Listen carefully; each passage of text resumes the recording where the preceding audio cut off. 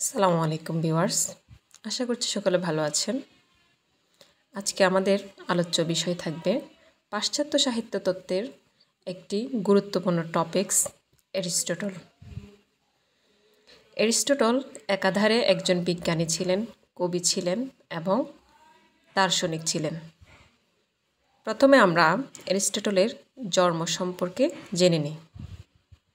অ্যারিস্টটলের জন্মসাল হচ্ছে খ্রিস্টপূর্ব 384 অব্দ, অর্থাৎ খ্রিস্টেরও জন্মের পূর্বে মানে আগে 384 অব্দে, এবং মৃত্যু হচ্ছে 7 মার্চ খ্রিস্টপূর্ব 322 অব্দ।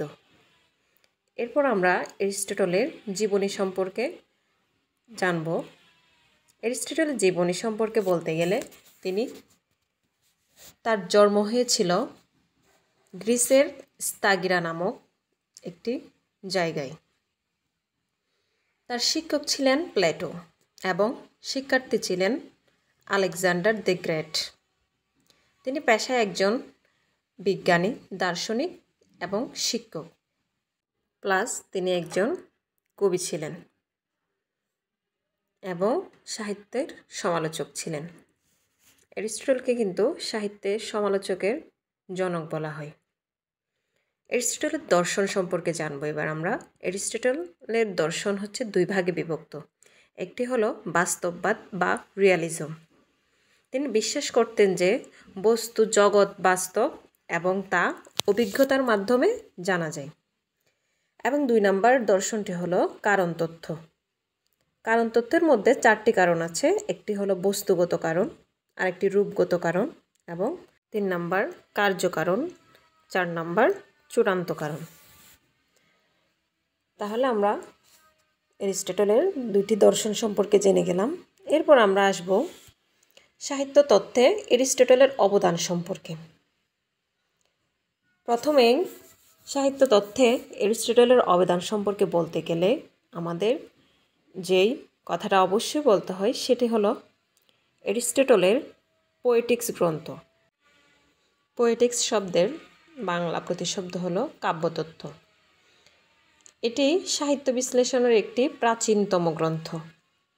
এবার আমরা পোয়েটিক্স সম্পর্কে কিছু ধারণা নেব। পোয়েটিক্স অ্যারিস্টটলের রচিত একটি যুগান্তকারী গ্রন্থ। এটি সাহিত্যতত্ত্ব ও নাট্যতত্ত্বের সূচনা বিন্দু। এর রচনাকাল ছিল খ্রিস্টপূর্ব 4র্থ শতকে। পোয়েটিক্স গ্রন্থের বিষয়বস্তু হলো 3টা এখানে বিষয় নিয়ে তিনি আলোচনা করেছেন। প্রথমত ট্র্যাজেডি, দ্বিতীয়ত কাব্য, তৃতীয়ত মহাকাব্য। তবে তিনি সবচেয়ে বেশি এখানে ট্র্যাজেডি সম্পর্কে লিখেছেন। তাই আমাদেরকে অবশ্যই তার ট্র্যাজেডি বিষয়টাকে গুরুত্ব দিয়ে পড়তে হবে। ট্র্যাজেডি থেকে আমাদের প্রশ্ন অবশ্যই থাকবে। তাহলে পরের ক্লাসে আমরা ট্র্যাজেডি সম্পর্কে আলোচনা করব। ক্লাসগুলো আমাদের এখানে ভিডিওতে দেওয়া থাকবে, তোমরা চাইলে এ সম্পর্কে জেনে নিতে পারবে আমাদের চ্যানেলে। এরপর আমরা জানব অ্যারিস্টটল কাব্য সম্পর্কে কি বলেছেন। তিনি বলেছেন কোনো একটা জিনিসকে অনুসরণ করতে করতেই নতুন কিছু শেখা হয়। এখানে অবশ্যই আমাদেরকে উল্লেখ করতে হবে তার শিক্ষক প্লেটো কি বলেছিলেন। তিনি কাব্য সম্পর্কে বলেছিলেন কোনো জিনিস বা শিল্পকে কপি করতে করতে সে জিনিসের আসল জিনিসটার কপি পেস্ট হয় না। তাই তিনি সেই মন্তব্যটিকে দ্বিমত করে এই প্রতিবাদ রূপে এই সংজ্ঞাটা দিয়েছিলেন। অ্যারিস্টটলের পোয়েটিক্স গ্রন্থটি রচনার প্রেক্ষাপট হলো 3টি। 1. গ্রিক নাট্যচর্চার বিকাশকাল, অর্থাৎ গ্রিকের নাট্যচর্চা বিকশিত করা। 2 নম্বর হচ্ছে প্লেটোর ভাববাদী সমালোচনার প্রতিউত্তর। অর্থাৎ প্লেটো কী বলেছিলেন?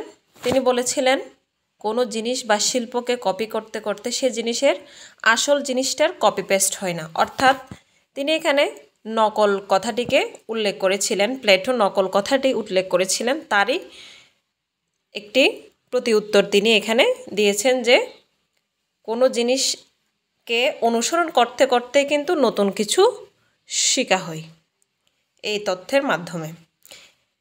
এরপর 3 নাম্বার আসে কাব্যকে প্রথমবারের মতো যুক্তিসঙ্গত বিশ্লেষণে উপস্থাপন। তার আগে কিন্তু কাব্যকে কেউ প্রথমবারের মতো যুক্তিসঙ্গতভাবে বিশ্লেষণ করেননি। তিনি প্রথম তার পোয়েটিক্স গ্রন্থটির মধ্যে কাব্যকে প্রথমবারের মতো যুক্তিসঙ্গত বিশ্লেষণ করেছিলেন। তাহলে আজকে আমরা এরিস্টটল সম্পর্কে অনেক কিছু জানতে পারলাম। এরিস্টটলের জীবনী সম্পর্কে, এরিস্টটলের পোয়েটিক্স গ্রন্থটি সম্পর্কে জানলাম। এটা কিন্তু খুবই গুরুত্বপূর্ণ একটি টপিকস। আমাদের পাশ্চাত্য সাহিত্য তত্ত্বকে সবাই কিন্তু অনেক বেশি ভয় পায়। অনার্স চতুর্থ বর্ষের মধ্যে 2টি সাবজেক্ট খুবই গুরুত্বপূর্ণ বা কঠিন।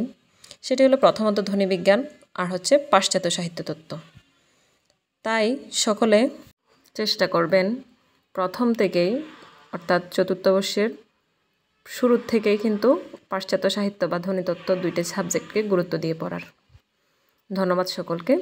আমার ক্লাসটি ভালো লাগলে অবশ্যই আমার চ্যানেলটিকে সাবস্ক্রাইব করে বাংলার যত জিজ্ঞাসা চ্যানেলের পাশে থাকবেন।